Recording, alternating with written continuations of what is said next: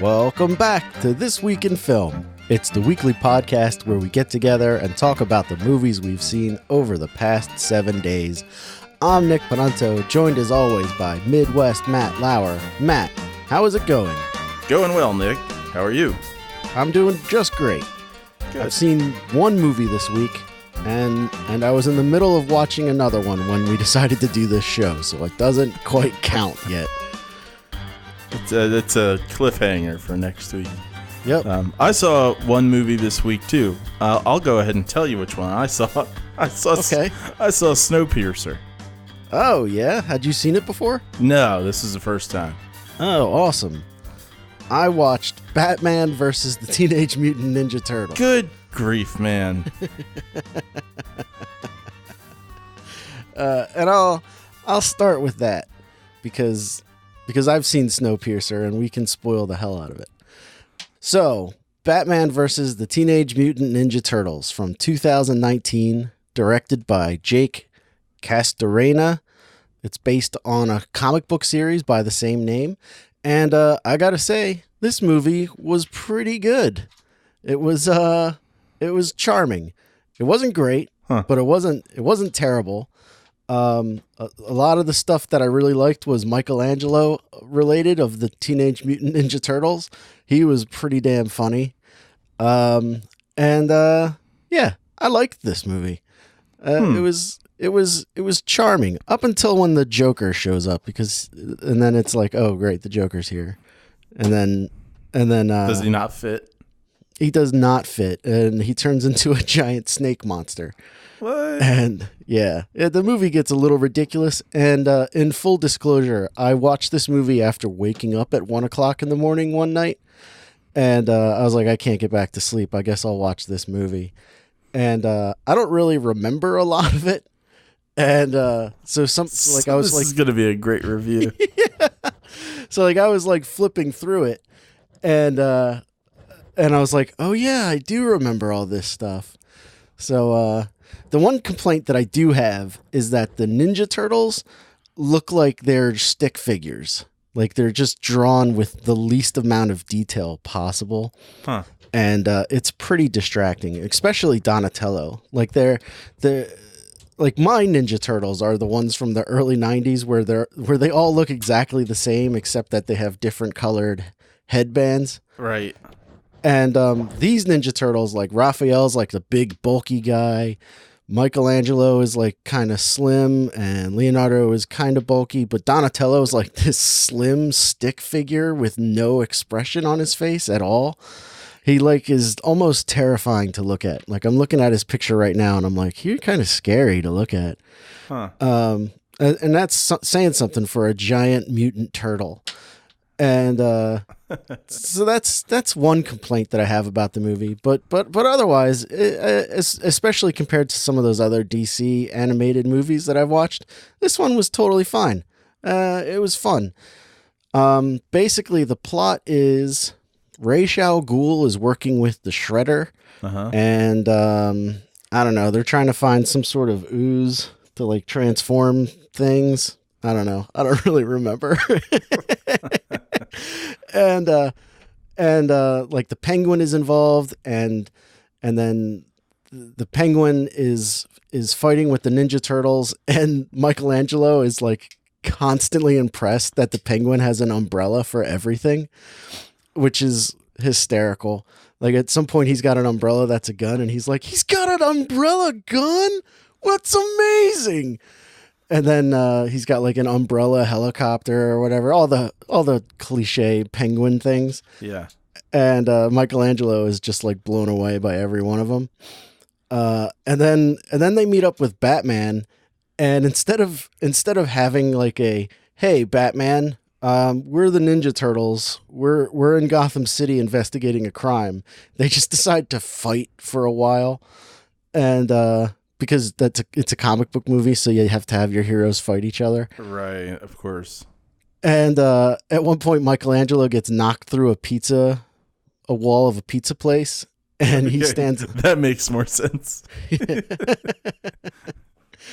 He like stands up, and everyone is looking at him, and he's like, "You guys got to get out of here! There's a giant bat monster who's attacking people."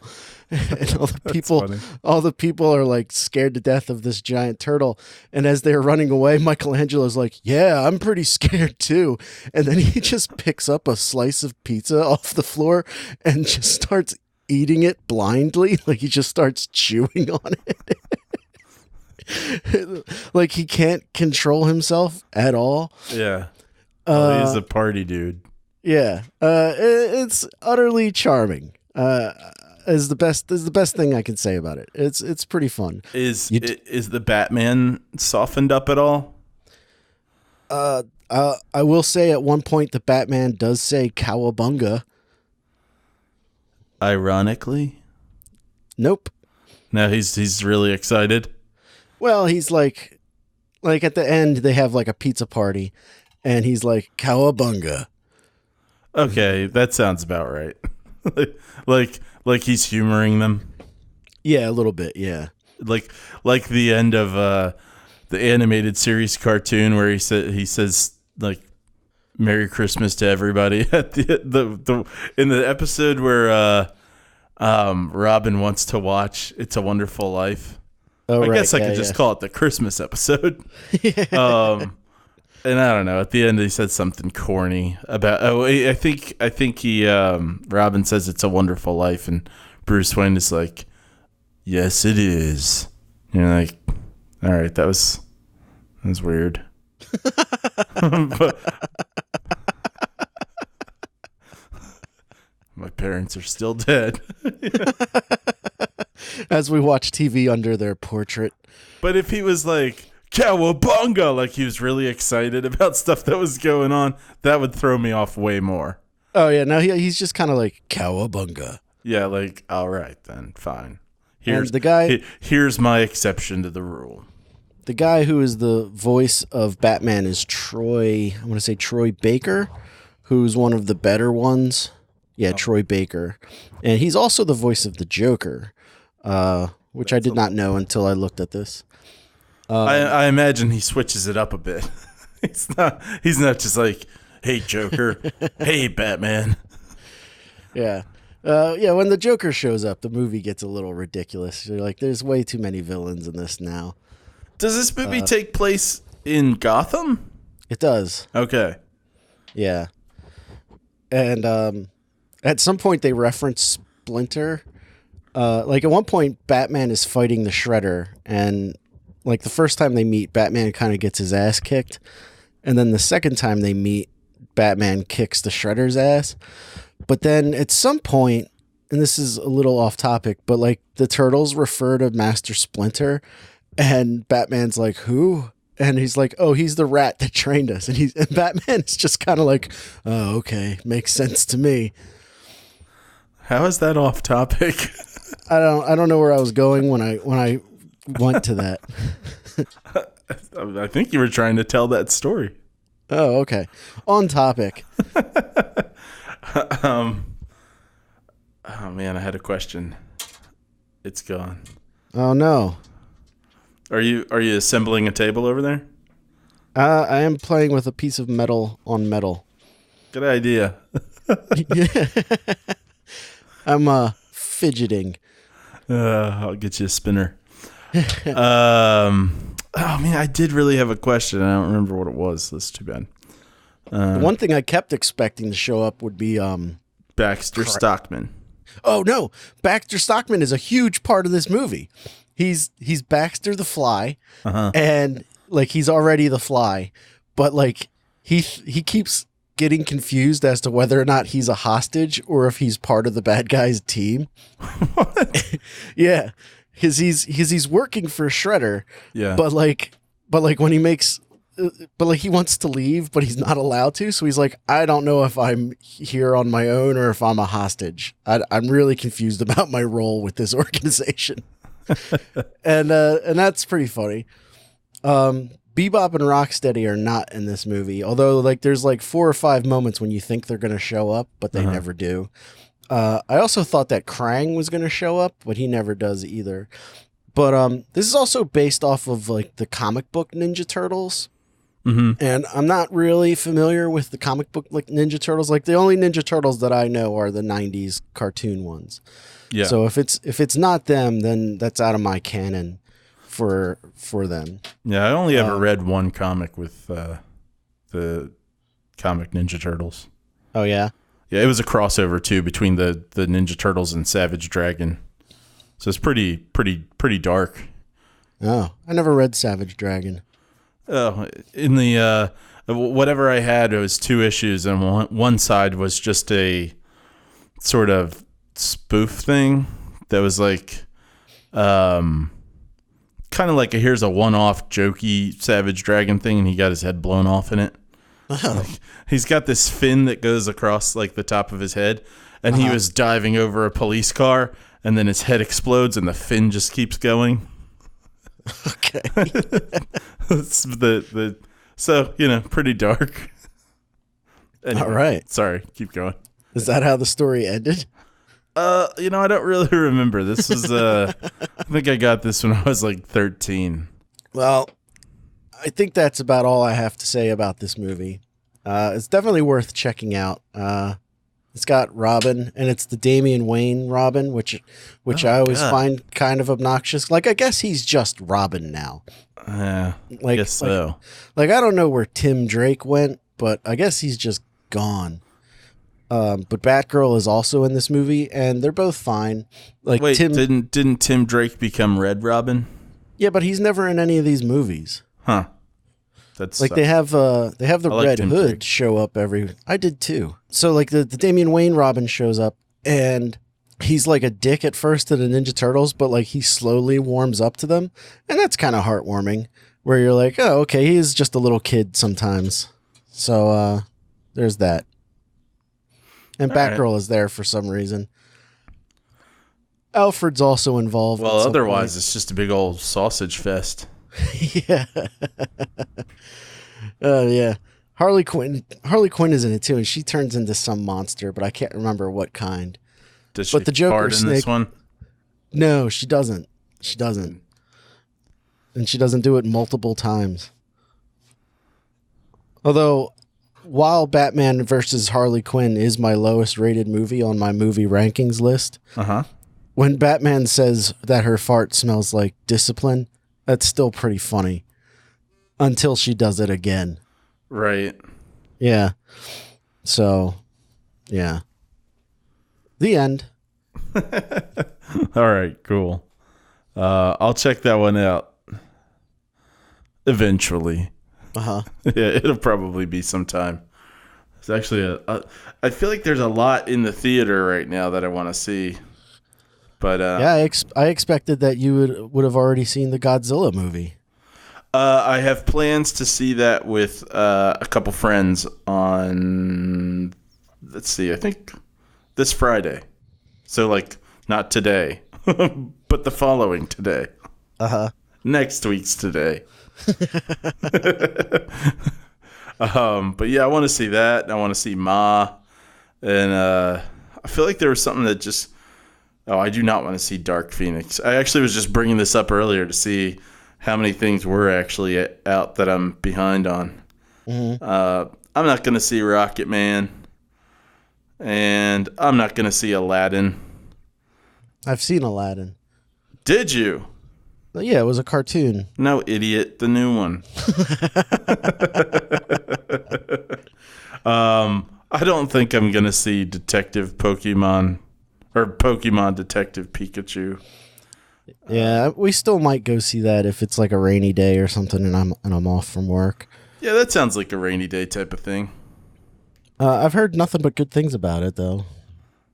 Yeah, I don't know. Maybe I'll end up seeing it at some point. But I have no interest in Pokemon at all. So like it's not like I'm That's the drawback for me too, actually. I the previews have gotten better. And have gotten me interested a little bit in kind of the humor side of it. But then I'm like, yeah, I don't feel like dealing with all the Pokemon in it. Mm-hmm. But anyway, I guess we could move on to Snowpiercer. Eh? All right. All right. So, I guess it makes sense that I would tell you about it. So, the plot of Snowpiercer is that there's been some sort of like snowpocalypse, ice age type thing going on. And everyone who's left on the planet is living on this really long train that goes around the world on an endless loop. There's a sort of social class system, and pretty much immediately you figure out that, the back of the train sucks. That's where all the poor people are. And then throughout the movie, you're moving towards the front of the train.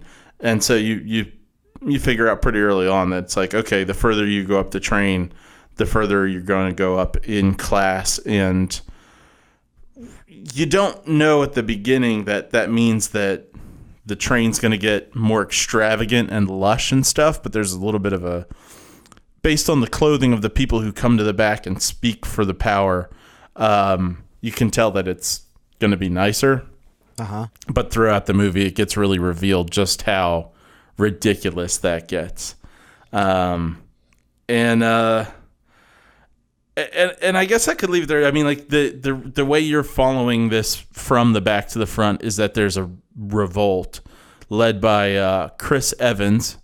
And that may be the first time that I've actually remembered his name without having to go through all the Chris's first. So I'm like, it's not Chris Pratt, it's not Chris Pine, it's not Chris Hemsworth, it's the other one. And I kind of like Chris Evans. I liked him as Captain America once he kind of grew on me. And he's doing a fine job in this, but he's kind of leading the revolt up towards the front of the train. And on one hand, it doesn't go smoothly, but on the other hand, it keeps happening, and there's not really any point at which I don't know, other people die, but it's not like it seems like he's going to get stopped. So the tone's a little strange in that, but the tone of this whole movie is very strange. Like, This movie is dark, but it's also ridiculous, and there's a sort of tongue-in-cheek quality to it. And it's kind of, for me, it's kind of like The Fifth Element, where I'm like, oh, I'm really enjoying this. And I don't think I should be.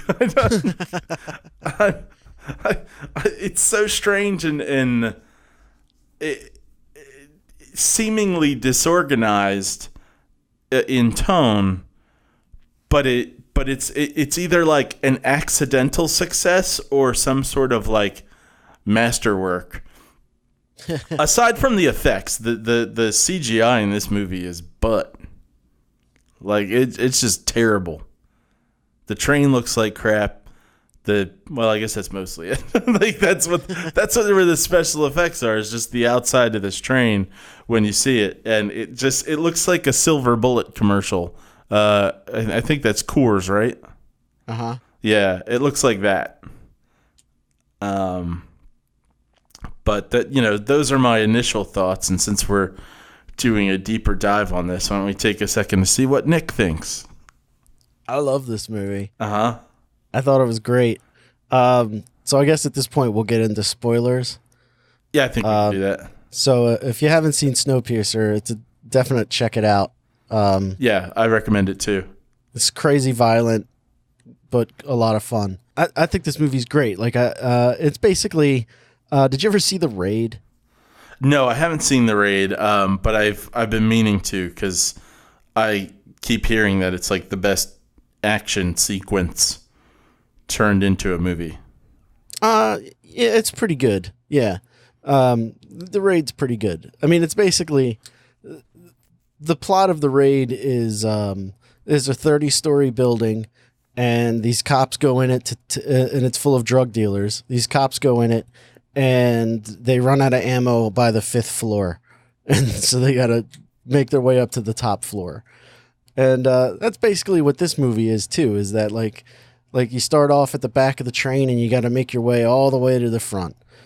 And it doesn't really matter. I don't care. And I loved like every second of it, even when it got crazy dark. Like when Chris Evans starts talking about eating babies. Yeah. I was like, wow, I didn't see that coming. That's amazing. That's incredible. Well, and I don't know if it's his acting or if it's the way it's supposed to come off, but I feel like even that is kind of tongue in cheek, where they're like, it's like he couldn't say it without laughing. Here's how fucking gritty this is. Yeah, I know that babies taste best. Yeah, I know that they taste the best. Ew. Yeah, jumping back for a second, your description of the raid sounds exactly like Dread too. Oh yeah, it is exactly Dread. Okay. They're the exact same movie. Except the raid has a lot more kung fu. Like whereas in Dread he's got a gun the entire time. In the raid they run out of bullets really quick. Both are great. I wasn't huge on Dread. No, I loved Dread. I thought it was great. It was a lot of fun. Like it wasn't a good movie, but it was a lot of fun. I found it kind of boring. Oh, I disagree. Well, obviously. I think for listeners who are who aren't really into action for action's sake, it might be a little bit more of a letdown. I think if you're just like you dig on action, I don't think people would be disappointed at all. Yeah. Dread falls into my Carl Urban theory of movies, where if Carl Urban is in it, it's probably pretty good. That is an interesting theory, because I think that's probably true, in spite of the fact that Carl Urban is not good. See, I disagree. I think Carl Urban's great. He was in that TV show on Fox that was on for like one season. I don't remember what it was, but like he had like a robot partner. He was like a cop and he had a robot partner. And I was like, this show looks terrible, but Carl Urban's in it. It must be good. And I never watched it, and I got canceled. So I guess that's my fault. But yeah. But yeah, anything Carl Urban's in, I tend to enjoy. Oh, and he is not in this, just so we're clear. This is not in Snowpiercer. But this movie, if it's just a movie about like rising up the ranks and like it's just like a critique of classism, I don't think the point of it's very important. Right. But there were points in the movie where I'm like, wait, is this trying to make a different point than I think? And I'm just not, watching it at that level. Like at the end when he actually gets to the front of the train and it's Ed Harris, like it seems at face value like, oh, well, this guy runs the place and he's just full of shit and he's being a jerk and, and now he dies, because he's a bad guy. But there was part of me that was like, wait, is there some like Marxist theory stuff in here that's supposed to be making you actually question anything? And then I was like, I don't. If it is, I don't quite get it. Mm-hmm. Yeah, I agree with that. I also like how Ed Harris is like just a totally evil person, like what they do with those kids, where they stick them in the bottom of the train, just cranking them. Yeah, it's like, oh yeah, by the way, the train doesn't actually run on nothing. Yeah, it runs on children. Here, little kid, climb into the bottom of the train and turn this crank for 10 years. Well, yeah, and it does. It is sort of a payoff, though, because throughout the movie, you're like, why do they keep measuring the kids this way? Because there's this woman with like I have an alarm going off in my head right now. I turned it off. So yeah, throughout the movie, you've got this woman who just keeps measuring people, and she comes to collect kids and measures the kids. Is that Tilda Swinton? No, Tilda Swinton's this like she's kind of the HR person. She does all the speaking for the power, the power class. What's his name? Like Ralphie or something? Fordham. Oh man, I don't know. Reginald. Anyway, the guy at the front of the train. Ed Harris. Yeah, we'll call him Ed Harris. So she's like speaking on behalf of him the whole time. Wilfred. Yeah, they just yeah. There we go. She just keeps referencing him throughout the whole thing. It's like Wilfred has our best interests in mind, and Wilfred this and Wilfred that. So she's doing the speaking, and then this other woman with like a yellow outfit, who is kind of reminiscent of the bad guy who's a lady in the fifth Harry Potter movie. Yeah, Umbridge. Yeah, and so she comes out and she starts measuring kids, and then takes them, and you're like, where are these kids going? And then it turns out they are basically the engine. Yeah. And everybody's eating bugs, but I don't really know what the bugs are being fed on. I guess people also. Now, it's been a while since I've seen it. Yeah. And I might be getting confused with a different movie, but is there like a Korean guy who like is on drugs or something in this movie, like him and his girlfriend, his daughter? Yeah, they okay. He was involved with the development of the security system and stuff, and right. Okay. He's sort of in a cabinet, like that's what I think prison is. People get stuck in these cabinets.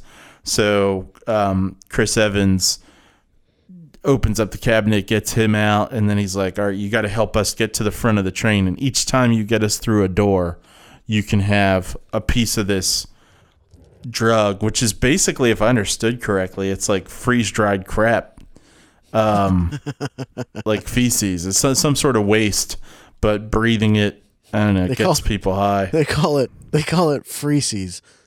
I think it is actually called like something like Chrono or Chronos. And the daughter's supposed to be addicted to it too.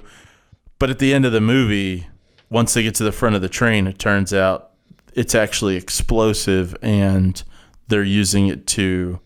Well, actually, they keep dropping hints about it. It's got that Chekhov's gun thing going for it, because they're like, oh, yeah, and it's explosive. I'm like, why would you be mentioning that right now, right. I wonder. So when they get to the front of the train, he's like, yeah, we were just collecting it the whole time so that we could blow up this door at the front of the train, which, seems like a bad idea to Chris Evans, because he's like, hey, we'll die. Mm-hmm.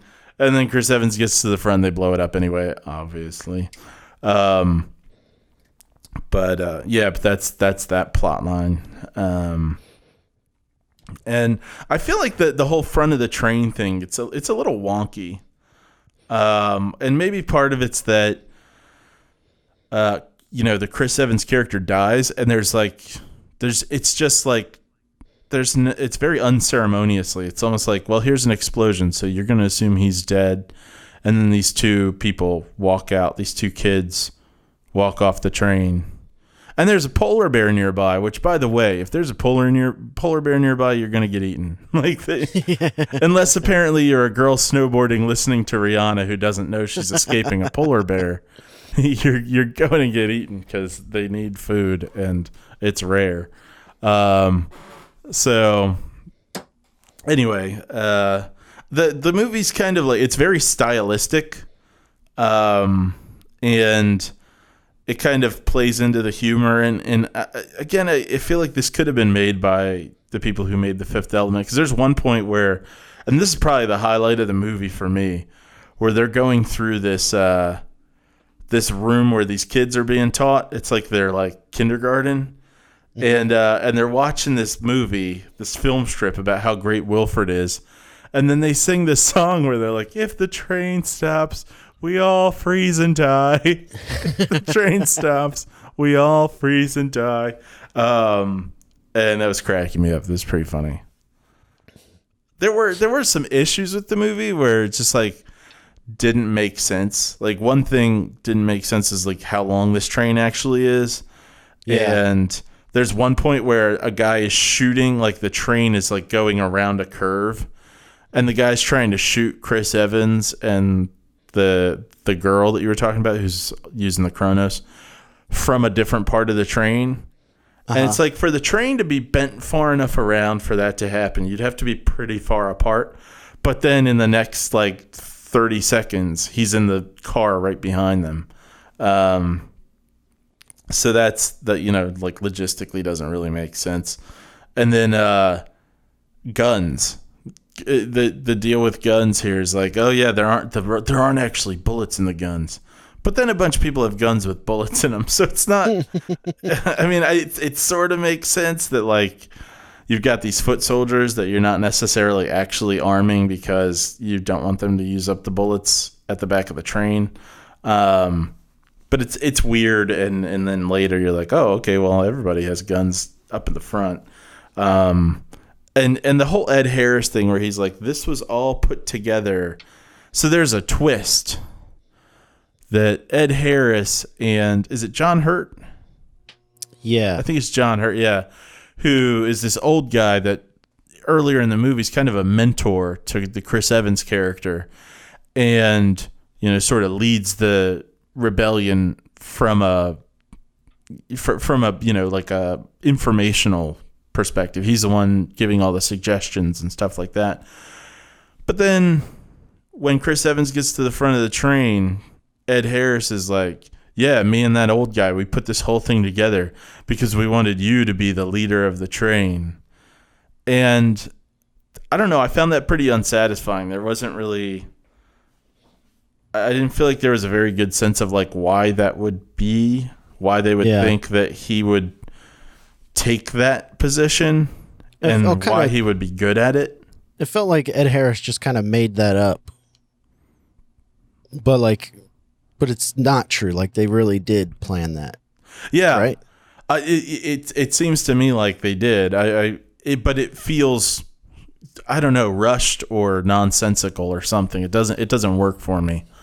But overall, I enjoyed the movie. Movie's got to end, I guess. that is not an excuse for a bad ending. Don't they get off the train and there's like a piece of grass growing and they're like, I guess we're going to be okay? No, they get off the train and there's a polar bear. There's no grass growing out of the snow? I don't think so. I think it's just a polar bear kind of off in the distance. He's kind of walking up the side of a mountain. But I think the idea is the same, that like, oh, look, there's life out here. Because the guy who'd been involved in the security stuff explains to Chris Evans that every year when they get around to this one spot, he sees a plane underneath the snow, and that the first time he saw it, it was just the tail part.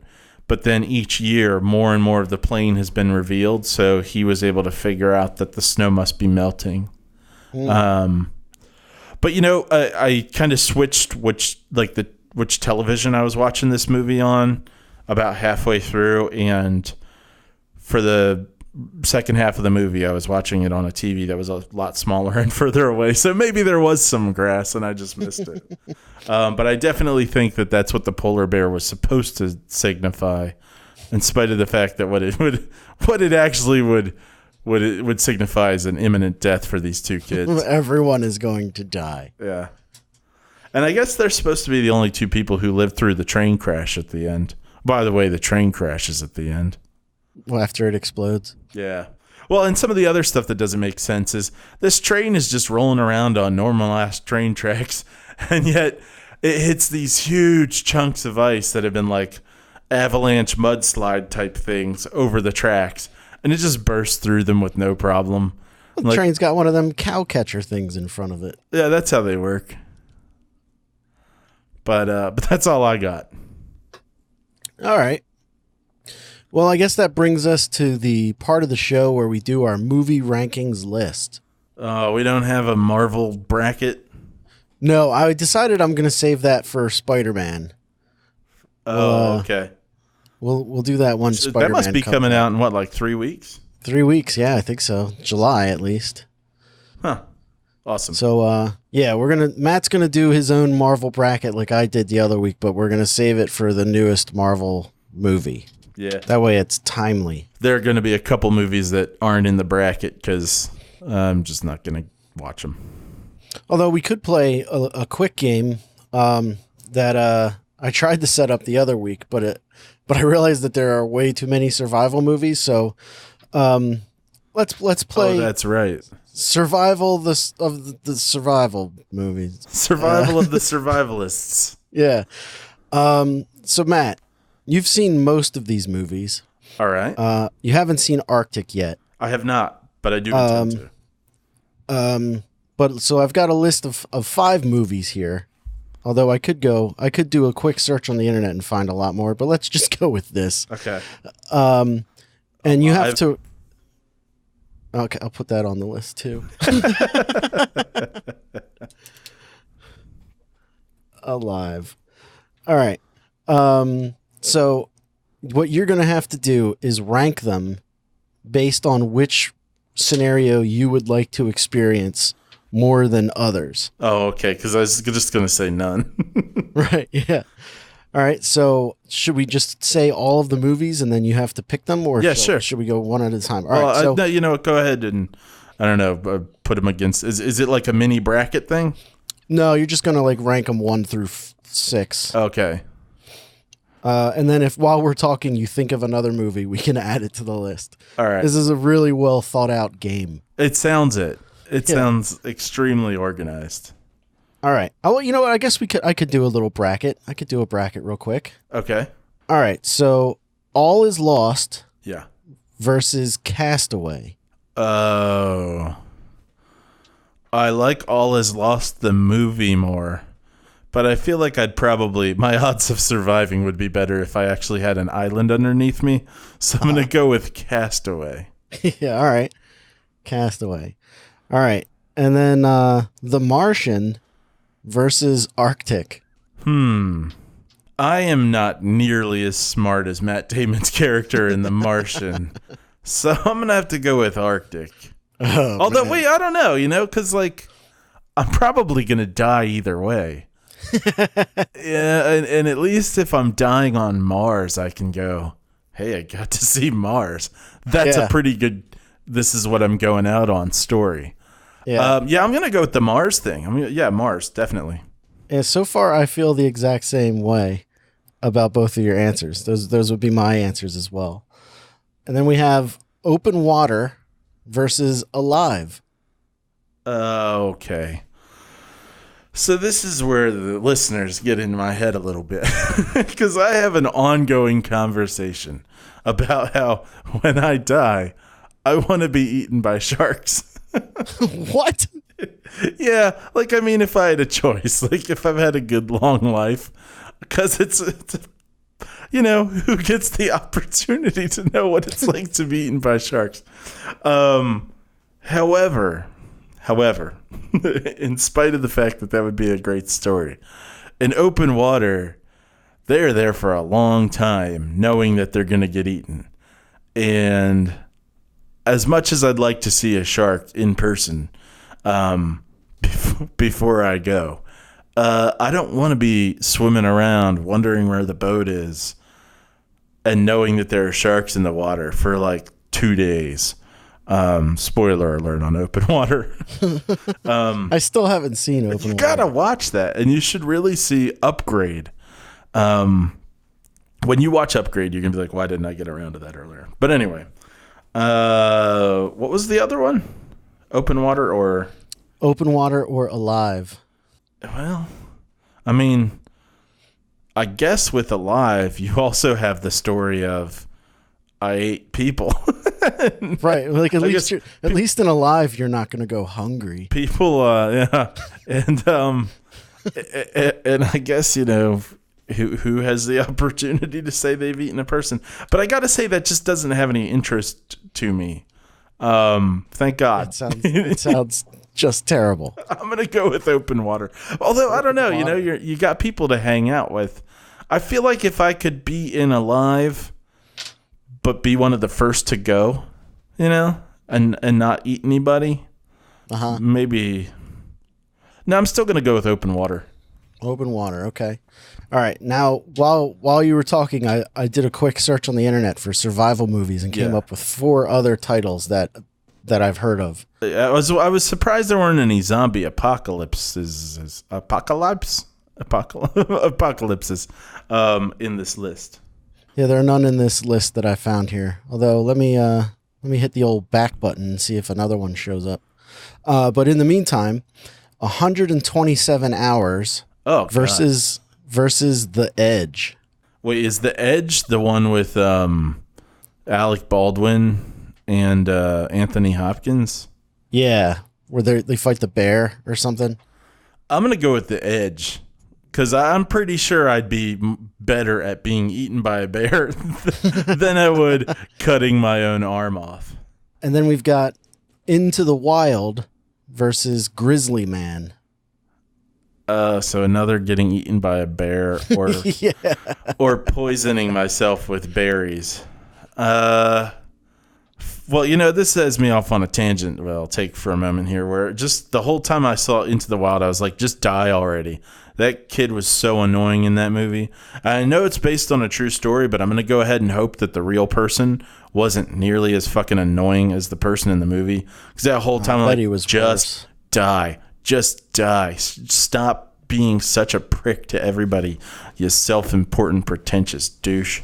So I guess I'm going to go with Grizzly Man, because at least then I wouldn't... Well, that guy was kind of...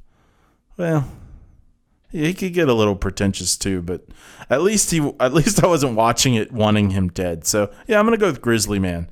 Not because of the situation, but because of who I would be in the scenario. You want to be the guy eaten by bears in front of his girlfriend? I mean, she got eaten too. No, good point. All right, I'll be the kid that goes out and poisons himself with berries. At least I'd have a little bit of a vacation hanging out on my own before, Well, and here's the thing about the Grizzly Man too. As much as he thought he loved grizzly bears, he got two bears killed doing that. Because the one that ate them got killed, but before they shot that one, they actually shot a different one. Right. And right. I don't think that's included in the documentary, but that happened. So, I would like to not take out two practically endangered species with me. All right. Next, we have Gravity versus Jaws. Jaws. All right.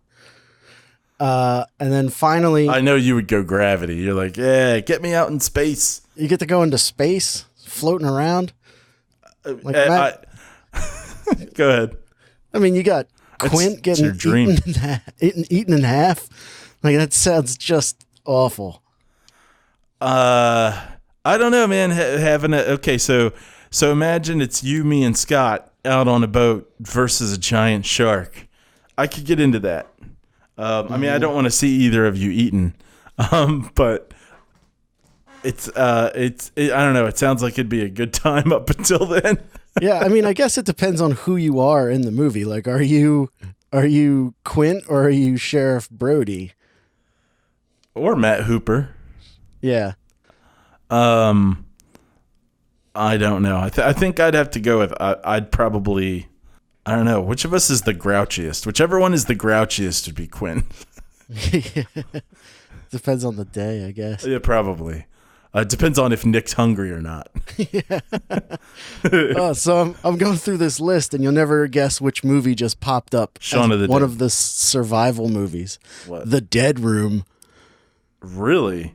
Yeah. People know about that movie? It's number 133 on this list of 373 movies. Well, imagine that. That's too many movies. We're not ranking all of these. All right. Next we have The Road versus I Am Legend. I think I'm gonna go with I Am Legend on that one because I feel like I'd want to take out some of these evil zombies, and I would have a kick-ass dog. But I'll tell you what, man. If that dog got bitten, I'm like, fine. I'll just let these vicious evil dogs bite me too because there's no way I'm killing my own dog. Yeah. You don't want to hold it on I Am Legend. You don't want to have to hold a gun to your son's head every 5 seconds, like in The Road. Oh yeah, that too. That movie is dark and not that compelling. Oh, I disagree. I loved it. Did you? I loved it. I thought it was wonderful. I was just kind of bored. Next up is The Blair Witch Project versus Dances with Wolves. What?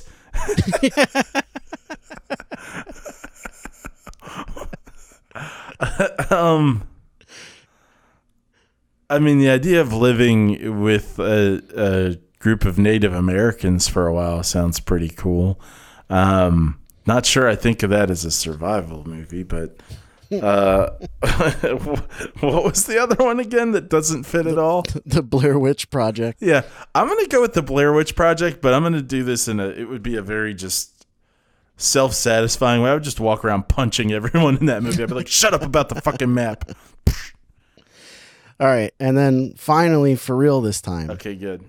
The Shallows versus The Reef. Oh, well, I don't know. Now, here's the real question. Which movie is which? Well, I'm glad at least that we're not doing 137 of these. But to end on one where it's like, which kind of shark do you want to get eaten by? Actually, I think in both movies it's a great white shark. In The Reef, there are people. It's not just one person. I guess in The Shallows there are other people for like a minute. I don't know. I think I'm gonna have to go with The Reef because in The Shallows that shark seems to be some sort of sociopath who can take a man apart and put him on the beach and try to frame somebody. Oh man, I don't think I've ever seen The Reef.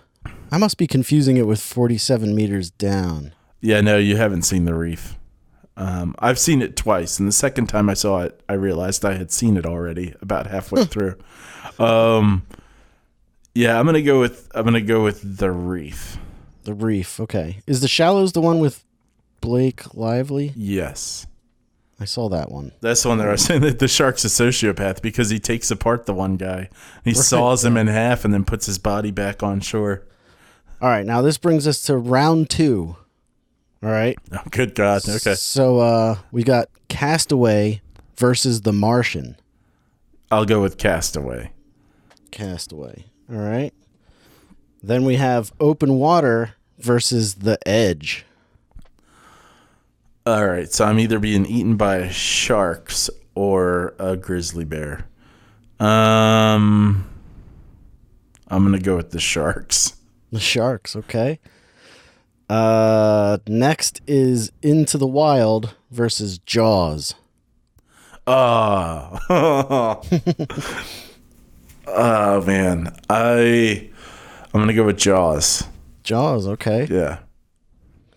All right. Then we've got I Am Legend versus Blair Witch Project.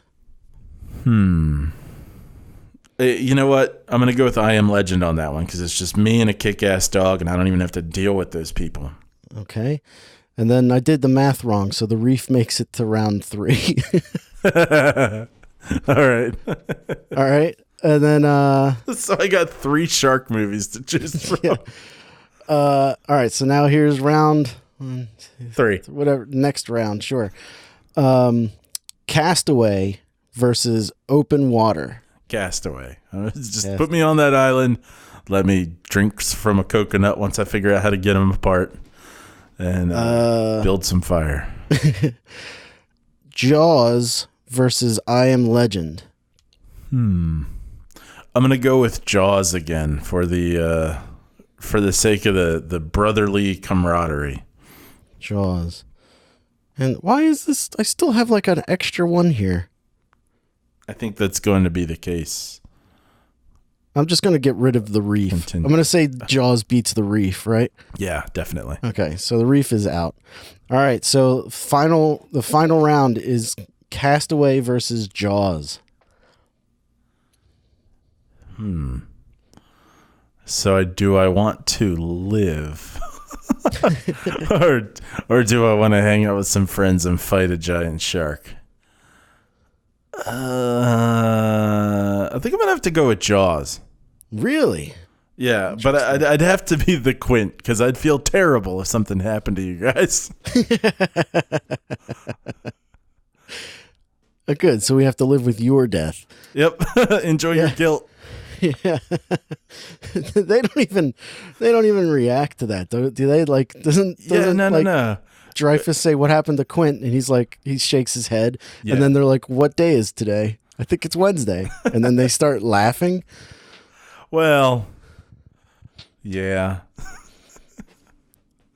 All right, so in your survival of the survival movies game, Jaws is the winner. Congratulations to Jaws. I think Jaws, as long as I'm at the wheel, Jaws is probably going to win any sort of contest ever. All right, well, that was fun. Indeed. Well, then that brings us to our movie rankings list for this week. We each have one movie to add, and I'll go first. Thank you. I'm going to take Batman versus the Teenage Mutant Ninja Turtles, and I'm going to put it in between Ralph Breaks the Internet and the Lego Movie 2 into the new number 35 slot.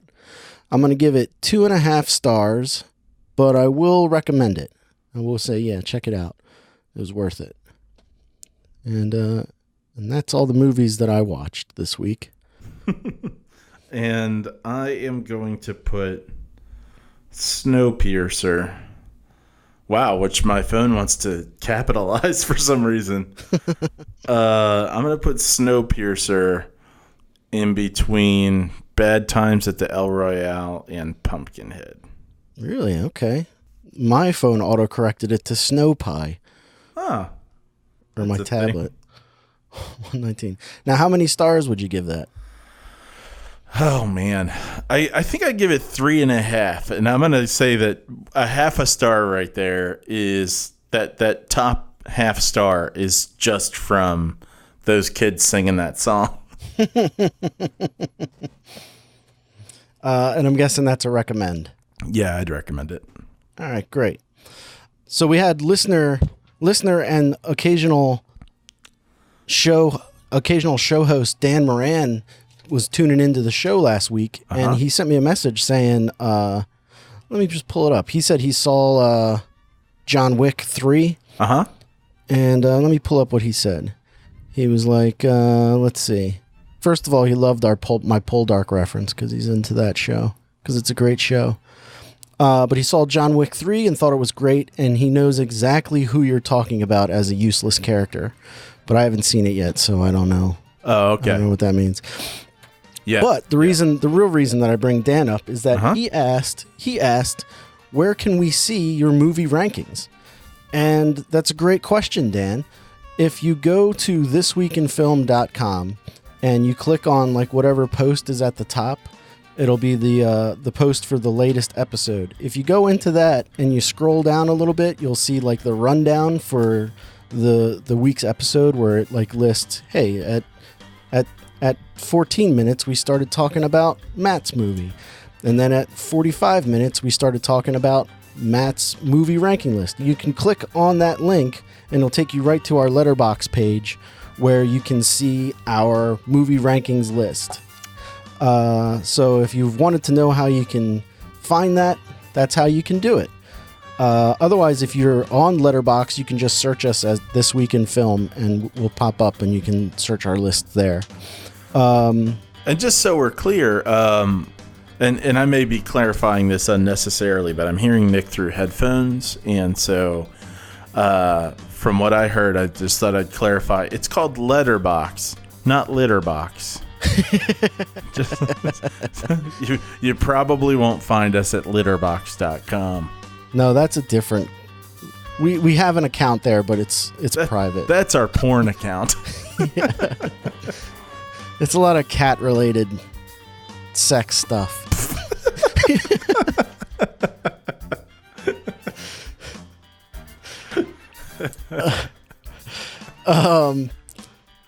Matt, anything to plug this week?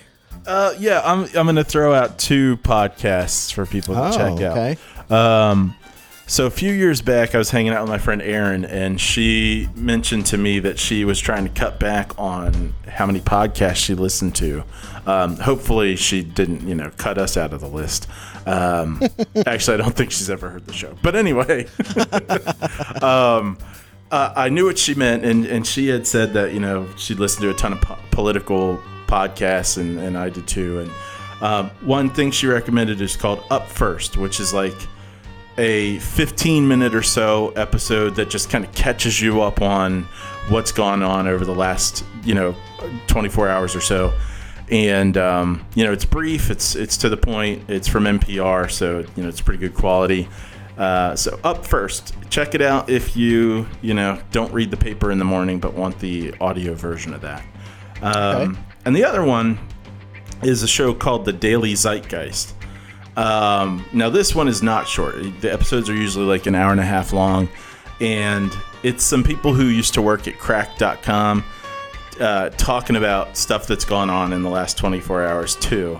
The first 15 minutes or so you can pretty much skip. So it's two guys, there's Jack and Miles, and then they have a guest who's usually a comedian or another podcast host from within their team of podcasts, and for the first 15 minutes they just ask them these questions like, what's something you think is underrated, and what's something you think is overrated, and what's a myth that people believe but to be false. And it sounds entertaining, and it is like the first two times, but then it starts getting really old. So if you skip past that, you can just kind of listen to the rest of it, and it's not a bad way to know a little bit about what's going on if you're kind of getting old and out of the loop like me.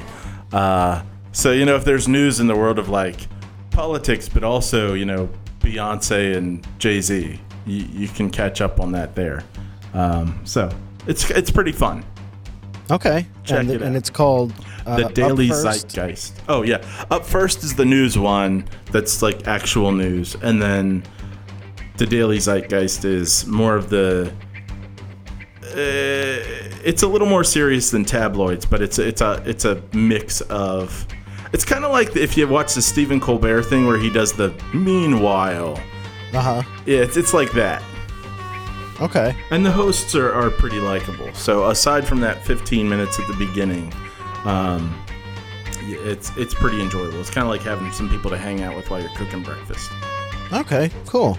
Yeah. If you're interested in seeing what Matt has recommended, again, check out thisweekinfilm.com.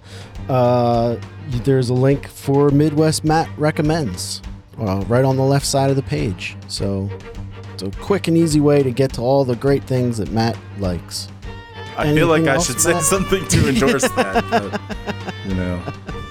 I won't be held responsible. No, that's cool. That's it. That's all I got. All right, great. Well, I guess if that's the end of the reel, we will see you next week in film. Thanks for listening.